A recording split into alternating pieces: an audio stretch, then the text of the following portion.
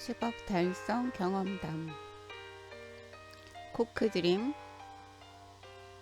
지방 워킹맘의 10억 달성기. 2020년 12월 21일.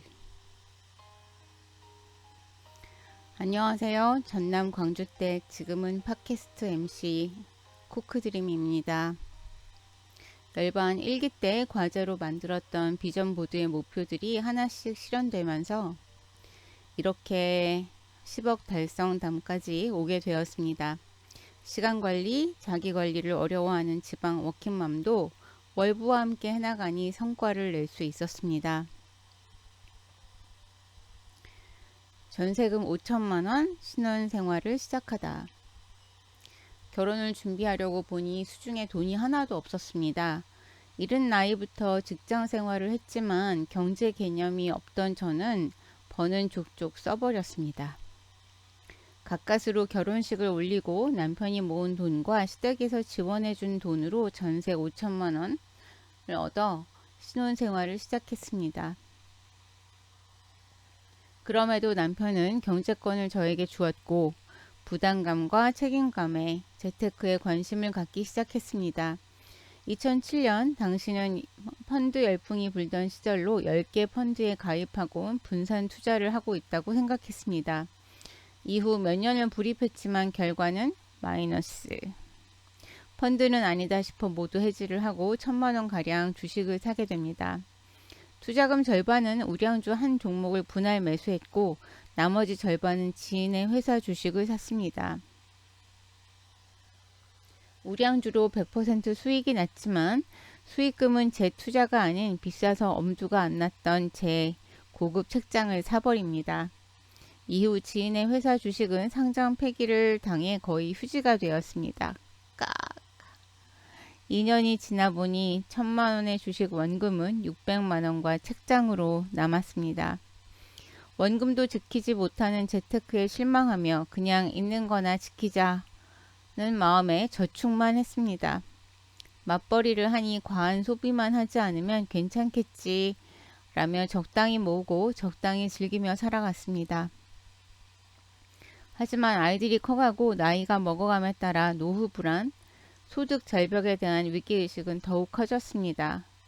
부자가 되고자 함이 아닌 직장이 없어도 이 정도로만 살면 좋겠다는 마음에 다시 재테크에 관심을 갖게 되었습니다. 그때 만난 책이 바로 두둥, 저의 인생책, 나는 부동산과 맞벌이 한다였습니다. 그래, 한번 들어보자 했던 특강으로 5년의 상경기 시작되자. 2015년 첫 특강을 들을 때만 해도 수도권에 투자할 거란 목표가 있었던 게 아니었습니다. 지방에서 강의를 들으러 서울까지 간다는 건 저에게 정말 높은 벽이었습니다. 생각은 주저하고 있었지만 열정 넘치는 그 현장에 나도 한번 가보자. 이 마음이 더 커져 수강 신청을 했습니다. 잘 알아듣지 못했지만 첫 특강의 느낌이 너무 강렬하고 좋아서 이후 정규 강의에도 도전하며 외부에서 진행된 정규 강의, 특강 등을 섭렵하는 프로 수강러가 되었습니다. 강의 과제를 하나하나 수행해 나가며 지역 임장, 매수, 인테리어, 전세 세팅, 재계약 등을 꾸준히 실행해 나갔고 2018년부터는 실준반 강의와 팟캐스트 활동까지 더해져 그 범위가 확대되었습니다. 해야 할 일이 많다 보니 당일치기였던 일정은 1박 2일, 2박 3일로 늘어나며 한 달에 10일 이상을 수도권에 있어야 했습니다. 그렇게 4년이 넘는 시간을 월부와 함께 투자를 해나갔더니 올 여름 실거주 제외 순자산 10억을 달성할 수 있었습니다. 물론 저는 광주 전남에서 직장을 다니고 있었고 여전히 광주에 거주하고 있습니다. 투자 관련 모든 활동, 강의, 임장, 투자, 팟캐스트 등들이 수도권에서 이루어지는 상황에서 지방에 살고 있는 워킹맘인 저는 어떻게 이게 가능했을까요? 지방 워킹맘 투자자 되기. 모든 것, 돈, 시간, 노력을 한 곳에 모으다. 첫 번째 돈, 모으기, 불리기, 관리하기. 1. 모으기, 짠테크에서 지출의 우선순위 정하기. 신혼 전셋집에서 몇 번의 이사를 통해 2억 초반의 실거주를 마련하니 여윳돈이 없었습니다. 가계부를 쓰며 지출 항목을 재정비하였고 여기저기 들어있던 보험들은 손해를 감수하고 해지하였습니다. 변액, 종신, 저축보험 등 흩어진 돈을 한 곳에 모으고 보험 해지로 월 고정 지출도 줄어들어 저축액도 그만큼 늘어났습니다. 초반에 투자금을 모으기 위해 모든 소비를 줄이는 짠테크를 이어나갔습니다. 하지만 맞벌이에 육아, 상경 투자까지 하는 상황에서 무조건 아끼는 것보다 비용 대비 가치가 있는 것은 지출이 필요함을 느꼈습니다. 투자 실력 향상, 책, 강의, 그리고 투자 시간 확보, 그리고 관계, 커피, 케이크, 쿠폰 이런 것들을 얻기 위해서는 투자라 여기며 돈을 투입했습니다. 당시에는 지금처럼 온라인 수업이 없던 시절이라 모든 강의는 강남에서만 들을 수 있었고 임장, 모임, 투자 등 모든 활동들이 수도권이 메인이었습니다. 지방에 거주하고 있는 저에겐 거리적인 한계와 더불어 교통비, 숙박비, 연차비 등 추가로 소요되는 비용이 많았습니다. 서울에 가는 왕복 교통비만 한 번에 10만원, 월 평균 교통비만 60에서 70만원 정도였고요. 임장을 가려면 연차를 써야 하니 연차비 까이고 당일치기가 아니기에 숙박비 또한 추가되었습니다. 정규 강의 듣는다고 치면 교통비 포함 저에겐 100만원 이상의 강의였던 거죠. 처음에는 시간보다 돈이 더 중요하다는 생각에 왕복 8시간씩 고속버스를 타고 다녔습니다. 이후에는 시간 확보를 위해 비용이 들더라도 KTX, SRT를 이용했습니다. 왕복 시간도 줄일 수 있고 오가는 시간 동안 기차 안에서 시세 지도라도 그릴 수 있어 더 시간을 활용할 수 있었습니다. 성과도 나오지 않는 상황에서 계속해서 투입되는 비용들이 늘어나니 아깝지 않았던 건 아니었습니다. 하지만 이 길을 먼저 걸어가고 성과를 낸 멘토님이신 너바나님, 소클님 조언으로 더 크게 돌아올 수 있는 투자라 생각했습니다. 시간도 돈도 결국 우리의 소중한 자산입니다. 돈을 사용할지 시간을 사용할지 어느 쪽을 택할지는 각자의 선택입니다. 본인의 상황에 맞게 선택할 수 있겠지만 직장 생활도 경험해야 하는 경우라면 가능한 돈을 사용해서 시간을 얻는 선택을 하는 것도 바람직하다고 여겨집니다. 두 번째, 불리기. 매년 근로소득을 자산으로 전환시키기. 1년차 2016년 봄 1차 하는 투자로 경험 쌓기. 열반스쿨 종강 후 1호기를 투자했습니다. 비교 평가할 지역이 없는 상태였지만 1호기 하고 싶은 마음이 간절해 동료들의 1호기 소식을 들으면 더 간절해집니다. 투자금이 제일 적게 들어가면서 경험을 쌓을 수 있는 물건에 투자했습니다. 매물을 보고 협상을 하고 인테리어를 하고 전세를 맞추고 셀프 등기까지. 강의로만 듣던 일련의 과정들을 실제로 경험해 보니 막연했던 투자에 대한 두려움도 떨쳐낼 수 있었습니다. 전세 투자의 성패는 내가 얼마나 많은 지역을 알고 있느냐가 투자 수익과 직결됩니다. 하지만 당시에는 아는 지역이 거의 없다 보니 더 좋은 입지의 물건을 살 수 있는 시기였음에도 저는 알지 못했습니다. 그럼에도 시간이 흐르면서 이 물건 역시 시세 상승을 했지만 이후에 투자 물건 대비 상승률이 크지는 않았습니다. 하지만 그 안에서도 잃지 않은 투자를 위해 투자 기준에 들어오는 물건을 선택했고 적은 투자금으로 다양한 경험을 할 수 있었습니다. 수익이 크지 않았지만 첫 번째 투자가 있었기에 해나갈 수 있는 원동력이 될 수 있었습니다. 1년에서 2년차 2016년 겨울 방향을 못 잡다. 첫 투자를 하고 나니 더 효율적으로 투자할 수 있지 않을까? 좀 더 편하게? 굳이 모든 단지를 돌아다녀야 하나? 라며 보물찾기식 임장을 합니다. 한 지역씩 제대로 분석한 게 아니라 시간이 없다는 핑계로 군데군데 분위기 임장만 하고 다녔습니다. 여러 지역을 다녔음에도 비교 평가를 못하니 첫 투자를 하고 8개월을 헤매었습니다. 저 또한 이런 시기가 있었습니다. 빨리 가려다가 멈출 뻔했습니다. 이후 월부학교 임장 보고서 과제가 주어지면서 강제적으로 앞마당을 넓히게 됩니다. 과제를 위해 배운 대로 임장 보고서로 정리를 하면서 지역을 넓혀가다 보니 차츰 비교 평가, 저평가의 감을 잡을 수 있었습니다. 2년에서 3년 차 2017년에서 2018년 여름 비교 평가로 더 좋은 투자하기. 시간이 지나면서 제대로 아는 지역이 많아지니 같은 투자금으로 더 좋은 입지의 물건에 투자할 수 있었습니다. 이때가 육아 휴직까지 쓰면서 투자에 몰입하며 가장 활발하게 임장도 투자도 했던 시기였습니다. 1호에서 2호까지 8개월이 걸린 데 반해 이후부터는 가속도가 붙어 기간이 아주 짧아졌습니다. 이 당시 투자했던 물건들이 수도권 대세 상승기를 관통하며 꽤 높은 시세 상승을 보여주면서 자산 형성에 있어 효자 노릇을 톡톡히 해주고 있습니다.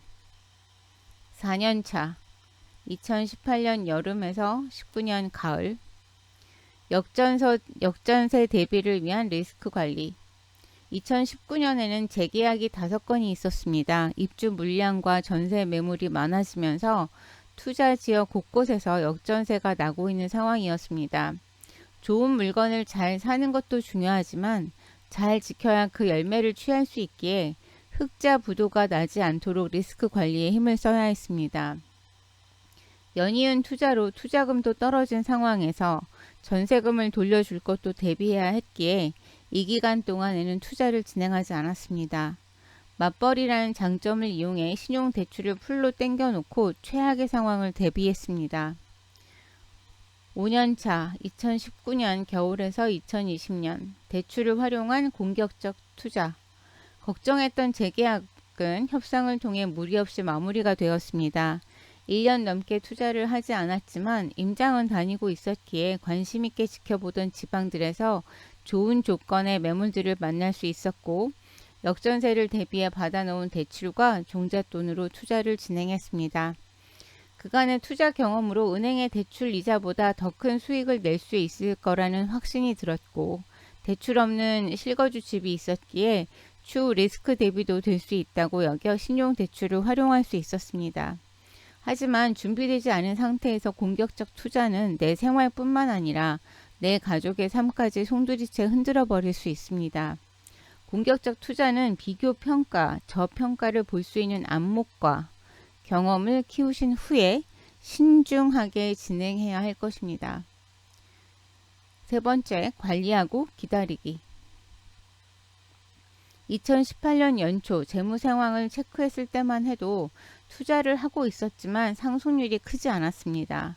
그럼에도 꾸준하게 근로소득을 자산으로 옮겨가며 기존 물건들을 지켜왔더니 이후 수도권 대세 상승장에 제 물건들도 흐름을 탔고 각종 규제들이 수도권 집값 상승을 부추기면서 2년이 지난 현재 18년 대비 순자산의 3배가 되었습니다. 시간 확보. 새로운 걸 배우기 위해서는 몰입하는 절대적인 시간이 필요합니다. 가정, 회사에서는 그간의 경험치가 있어서 80% 정도는 하고 있지만 투자는 완전히 새로운 분야라 0% 상태의 실력입니다. 하루에 쓸 수 있는 에너지는 한정돼 있기에 투자 실력을 끌어올리기 위해선 가정, 회사에서 시간, 에너지를 줄이고 투자에 쏟아 부어야 했습니다. 환경 세팅하기. 하지만 그 시작 부분에서 말씀드렸다시피 저는 참 게으르고 항상 작심 2일이면 끝나는 사람이었기에 비용을 낼 수밖에 없는 환경 속에서 스스로 밀어 넣었습니다. 바로 월부학교와 정규 강의였습니다. 열반스쿨만 3번 들었어요. 비용을 내고 강의를 듣게 되면 주어지는 과제를 하게 되고 함께 오는 조원들에게 민폐가 되지 않기 위해 집중할 수밖에 없게 됩니다. 그러면 일상에서 투자와 관련된 임장, 강의, 임장보고서, 과제 등이 우선순위가 되어 그 외 스케줄을 잡을 수가 없습니다. 투자에 어느 정도 습관이 잡혀져 있지 않는 상태에서는 투자를 우선순위로 놓기가 참 어렵습니다. 그래서 저는 강의를 계속해서 들었던 겁니다. 시간 확보, 직장과 가정. 강의를 듣고 그 외에 관련된 활동을 하려면 시간 확보가 관건입니다. 직장에서, 가정에서 어떻게 하면 시간을 만들어낼 수 있을까? 정말 집중해서 생각하고 또 생각했습니다. 우선 직장에서는 승진을 내려놨습니다. 그랬기에 연차도 100% 활용할 수 있었고 육아휴직으로 시간을 확보할 수 있었습니다. 근속 20년 차였지만 그동안 선배들이 쓰지 않았던 휴직을 쓰기까지 노력이 필요했습니다. 사전에 분위기를 만들어야 했고 따가운 눈총도 받았지만 6개월씩 2회에 걸쳐 육아휴직을 감행했습니다. 돌이켜보면 1년의 육아휴직, 투자휴직이죠. 실제로는. 으로 몰입할 수 있는 시간이 있었기에 지금이 제가 있을 수 있습니다. 혹여 육아휴직이 남아있다면 적극 활용하시라고 강력 추천드립니다. 육아휴직으로 종잣돈은 더디게 모일지라도 그 몰입의 시간이 복리가 되어 상상 이상의 성과로 돌아올 수 있기 때문입니다. 가정에서 남편에게 많은 부분을 위임했지만 비용도 썼습니다. 집안일을 부담을 줄이고자 가사 도우미 서비스를 주 1회 3시간 45,000원 이용했고 누구나 쉽게 작동할 수 있는 건조기, 로봇 청소기, 차이슨, 중국 다이슨이요. 무선 청소기 등 전자제품을 적극 활용했습니다. 아이들 또한 집안일에서 배제하지 않았습니다. 설거지 500원, 밥하기 500원 등 용돈으로 경제 개념까지. 반찬은 인터넷 반찬 업체나 동네 반찬 가게를, 아이들이 학교 후 배고플 때 먹을 수 있게 동네 분식집에 선금을 내고 일수 찍듯이 또 했습니다. 배달의 민족도 잘 활용했습니다. 투자하기 전에는 집밥을 잘 해주는 게 엄마로서의 의무라고 생각했지만 퇴근하고 장보고 준비해서 먹이고 치우느라 정작 아이들하고 차분히 앉아 이야기할 시간이 없었습니다. 오히려 요리하는 시간을 줄이고 그 시간에 같이 식사하며 이야기를 나눌 수 있어 아이들과 관계에서도 더 효과적이었습니다. 주말에 진행되는 시댁 행사, 아이들 생일, 부모님 생신 등 각종 기념일도 제대로 챙기지 못했습니다. 월부 활동, 강의, 임장이 우선이었기에 그 외 일들은 제쳐두었습니다. 강의 과제를 하려면 그렇게 할 수밖에 없었습니다. 그렇게 확보된 시간을 투자 실력을 쌓고 투자하는 데 집중했습니다. 세 번째 노력. 벽에 부딪히다 에서 방법을 찾다. 많은 분들이 저는 처음부터 부동산 문을 쉽게 열고 사장님들과 소통도 잘했을 거라고 생각하십니다. 절대 그렇지 않습니다. 저 또한 부동산을 들어가기까지 몇 번 망설이고 바로 옆 부동산을 들어갈 때는 반대편으로 한 바퀴 돌아서 들어갔고요. 밖에서 부동산 안을 살피며 남자 사장님이 아니길, 아예 부동산 쉬는 날이길 바랬던 적도 있었습니다. 낯선 지역에 대한 두려움, 혹여 사투리를 쓰면 무시당할까 싶어 말도 제대로 못했습니다. 거기에 등에는 무거운 배낭까지. 말도 어버버한데 배낭까지 맨 저에게 친절하게 대해주시는 사장님들은 많지 않았습니다. 무엇이 문제인가? 지역에 대한 이해가 부족해 어떤 걸 물어봐야 할지 몰랐고 메고 있는 가방 또한 문제라고 생각했습니다. 1박 2일, 2박 3일 일정이다 보니 짐이 꽤 많았습니다. 노트북, 충전기, 배터리, 세면도구, 화장품, 기타 용품 등등. 가방이 무거우니 어깨가 너무 아파서 임장을 오래 하기도 힘들었습니다. 2번이나 가방 어깨끈이 뜯어졌고 그럴 때마다 금매를 잡긴 했지만 갈수록 체력의 한계를 느껴 방법을 찾아내야 했습니다. 지역에 대한 사전 준비도 미리 해놓으면서 이 가방을 어찌할까 고민을 하다가 지하철 물품 보관함, 없는 지하철도 있어요. 마트 물품 보관함, 일요일은 쉬어요. 스타벅스, 접근성 무휴일 최고를 생각해냈고 가방을 벗어 던지니 그렇게 몸이 가벼울 수 없었습니다. 가방 겉옷은 의자에, 테이블에는 노트북과 커피 한 잔을 세팅해 놓고 핸드폰, 보조 배터리, 현금 10,000원, 비상금만 챙기고 나머지는 그대로 둔 채 임장을 갑니다. 핸드폰 배터리는 떨어질 정도로 임장을 하고 돌아와서 배터리 교체하고 다시 임장을 갑니다. 여러분들이 걱정하신 노트북 분실은 단 한 번도 없었습니다. 물론 세팅해 놓고 나올 때는 최악의 순간을 생각합니다. 노트북이 사라질 수도 있을 거라고요. 하지만 괜찮아요. 오래 써서 바꿀 때도 됐고 노트북 때문에 임장을 못하는 것보다 임장해서 좋은 좋은 물건을 잡는 게 노트북 비용보다 더 큰 수익으로 돌아올 수 있을 테니까요. 그렇게 지역 공부도 좀 했겠다. 몸이 가벼우니 부동산 문을 열기 수월해지면서 보다 밝게 자신있게 인사를 하며 들어갈 수 있었습니다. 그렇게 부동산의 벽이 차츰 허물어지면서 익숙해지니 부동산을 가는 게 즐거움으로 바뀌었습니다. 안 그래도 광주에서는 수도권 부동산 이야기할 사람도 없는데 부동산 사장님과 마음껏 이야기할 수 있니 너무 즐거웠습니다. 오예. 사장님들이랑 밥도 먹고 멀리서 다니느라 애쓴다며 자장면도 시켜주시고 그렇게 사장님들과 돈독하게 되니 금매도 잡아주시고 저에게 유리한 조건으로 협상도 해주셨습니다. 물론 모든 부동산 사장님들과 잘 지낼 필요는 없습니다. 처음 방문했는데 너무 아니다 싶으면 그냥 나오게 됩니다. 부동산은 많으니까요. 부동산 사장님하고의 관계에 있어 너무 친해지기 위해 스트레스 받을 필요는 없습니다. 내가 살 것 같은 인상을 심어주고 어느 정도 예의 있게 행동하는 것만으로 충분합니다. 너무 부담 갖지 마시기 바랍니다. 지역을 알기 위해서는 임장도 많이 다녀야 합니다. 최대한 많이 보기 위해 일정을 길게 잡으니 아침부터 밤까지 임장은 계속되더라도 어딘가에는 숙박을 해야 했습니다. 교통비와 각종 비용으로 인해 잠자리에까지 많은 돈을 쓸 수는 없었습니다.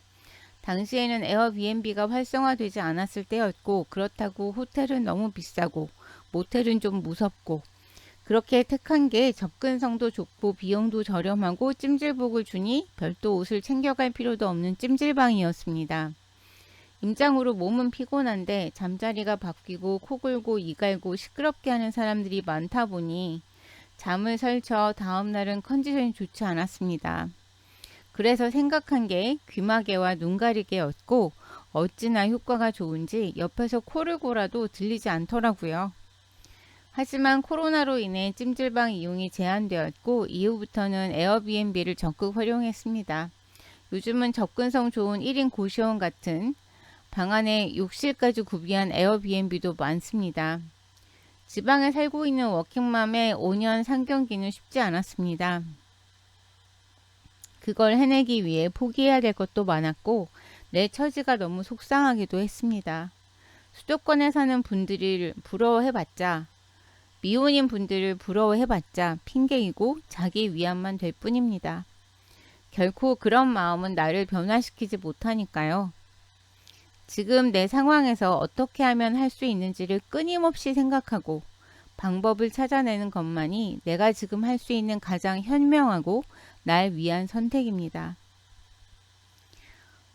마음관리, 긍정적으로 생각하기. 단점보다는 장점을 어떤 순간에서도 긍정적으로 생각하려고 노력했습니다.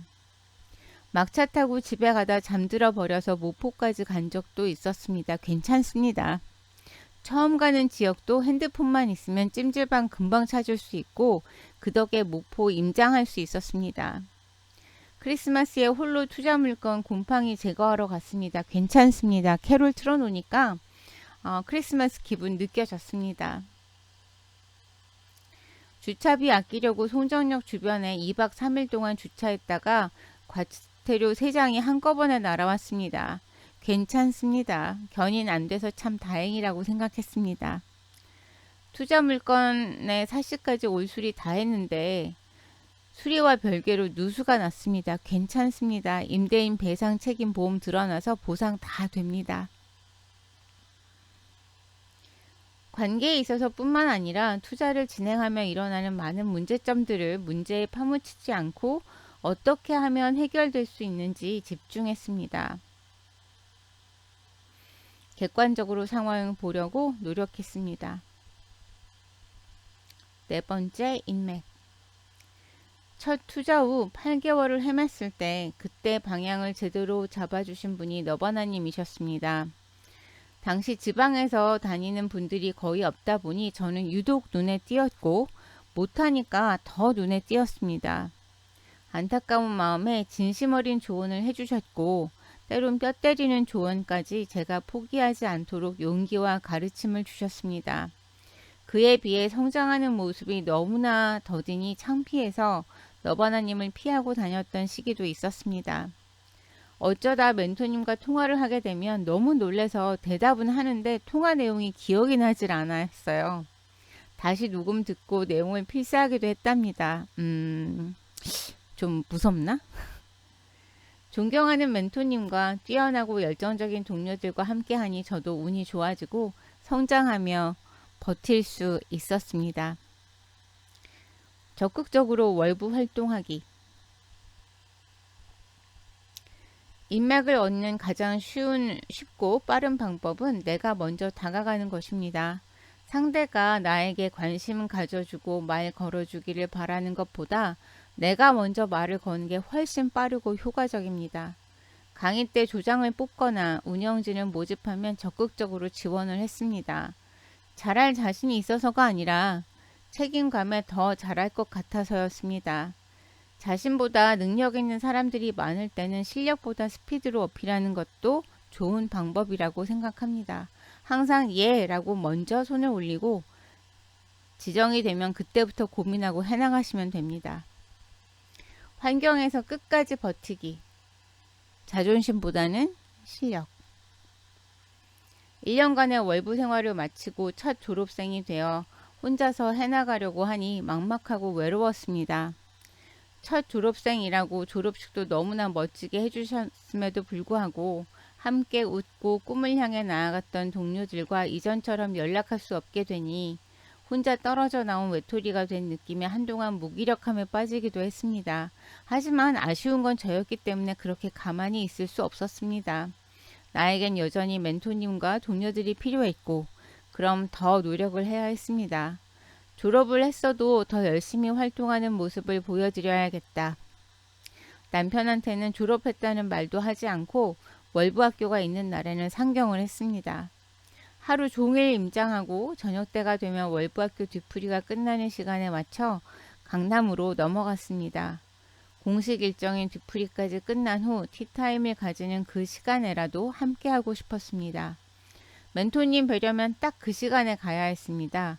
행여 미리 밖에서 기다리면 부담될까? 식당에서 50m가량 떨어진 곳에서 일행들이 나오기를 차량에 몸을 숨기고 지켜보다 하나 둘 동료들의 모습이 보이기 시작하면 그때서야 헐레벌떡 이제 막 온 것 마냥 뛰어갔습니다. 너무도 반겨주는 동료들과 멘토님. 그렇게 얼굴이라도 뵙고 동료들과 1시간이라도 티타임을 가질 수 있었습니다. 누구도 그렇게 하라고 시킨 게 아닙니다. 동료를 만나야 광주에 내려가서 한 달을 버틸 수 있으니까. 광주엔 꿈을 향해 이야기할 사람이 없으니까 날 위한 행동이었습니다. 결국 그러한 행동들이 월부 학교의 복학 제도를 만들게 하였고 저는 1기 졸업생이자 1기 복학생이 되어 월부 학교에 복귀할 수 있었습니다. 이후 두 번째 졸업 후에도 저는 월부 환경에서 벗어나지 않도록 계속해서 강의를 들었습니다. 새로운 환경에서 적응해 나가고 좋은 사람들과 관계를 맺기까지는 많은 시간과 정성이 필요합니다. 순간의 감정에 그간의 노력들이 물거품이 되지 않도록 해야 합니다. 안 좋은 감정은 털어버리고 어떻게 행동해야 나에게 긍정적으로 돌아올 수 있을지를 생각하는 게 저에게 가장 좋은 선택이었습니다. 위기의 순간들. 그럼에도 해나가기. 첫 번째 위기, 육아. 많은 엄마 투자자들이 아이들에 대한 죄책감, 미안함들로 투자 생활을 버텨나가길 어려워합니다. 저 또한 마찬가지였습니다. 학교 관련 준비물이나 과제 등 챙겨주지 못했던 적은 너무 허다하고, 학년이 올라갈 때마다 문구리를 못 챙겨줬더니 2학년 딸아이는 1학년 때 썼던 공책 위에 2학년으로 고쳐 쓰고 다니고, 아이 생일날, 휴가날, 크리스마스에도 엄마는 부재였고, 남편은 야간 근무에 저는 투자 관련 일정으로 어린 아이들이 밤을 지새워야 했던 날도 있었고, 재작년 큰애가 학교에서 경련을 일으키며 의식을 잃고 구급차에 실려갔던 날에도 저는 임장 중이었습니다. 5년간 아이들이 자라면서 크고 작은 많은 일들이 있었습니다. 안 그래도 워킹맘이 육아에 부족한 점이 많은데 투자까지 하니 오죽했을까요? 그럴 때마다 과연 이게 맞는지, 무엇을 위해 이렇게까지 해야 하는지 포기하고 싶은 마음도 수시로 들었습니다. 하지만 그럴 때마다 마음을 다잡았습니다. 지금 잠깐의 시기, 3년에서 4년의 많은 시간을 함께 하지 못하는 것보다 준비되지 않은 부모의 노후를 짊어지게 하는 게 더 부모로서 아이들한테 미안한 일이 아닐까? 라는 생각을 의식적으로 스스로를 끊임없이 주입시켰습니다. 팟캐스트에서 너바나님이 말씀하셨던 부모의 가난도 자녀에겐 폭력이다라는 말이 저 또한 겪어봐서 알기에 함께하지 못함에 속상해 하기보다 해줄 수 있는 것에 집중하고 관계를 해치지 않을 수 있는 방법들을 찾아 나갔습니다. 예로 아이들의 성적에 대한 기대를 내려놓고 1시간이라도 1대1 데이트를 할 수 있는 시간을 내어 대화를 많이 하며 친구들과의 관계는 어떤지, 정서적으로 힘듦을 느끼고 있는 건 무엇인지 파악하는 데 집중했습니다. 올해에는 큰애 초등학교 졸업식이 팟캐 녹음 날과 겹쳐 참석을 못했습니다. 다른 날 같으면 주말 임장도 병행했을 테지만 그날은 녹음이 끝나자마자 내려갔습니다. 누워있는 아들에게 오늘 졸업식 못 가서 미안하다고 했더니 정작 아들은 자장면, 탕수육 먹은 걸 저한테 자랑하더군요. 와, 맛있었겠다. 다음에는 엄마도 같이 가자 라며 맞장구 쳐줬습니다. 그렇습니다. 아이들은 부모가 미안해하고 죄책감을 느끼는 것만큼 크게 생각하지 않습니다. 엄마 아빠가 사랑하고 있음을 표현해주고 대화를 많이 나누니 종종 엄마의 사정도 봐줍니다. 엄마가 투자자로 성장하는 동안 아이들도 그 안에서 투자자의 자녀로 잘 자라주었습니다.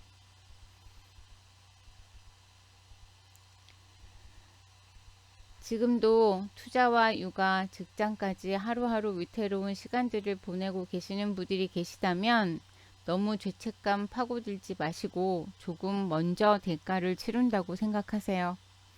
자녀들은 부모의 뒷모습을 보고 자란다고 합니다. 그 또한 아이들의 삶에 있어서 긍정적인 영향을 줄 수 있을 거라 생각합니다.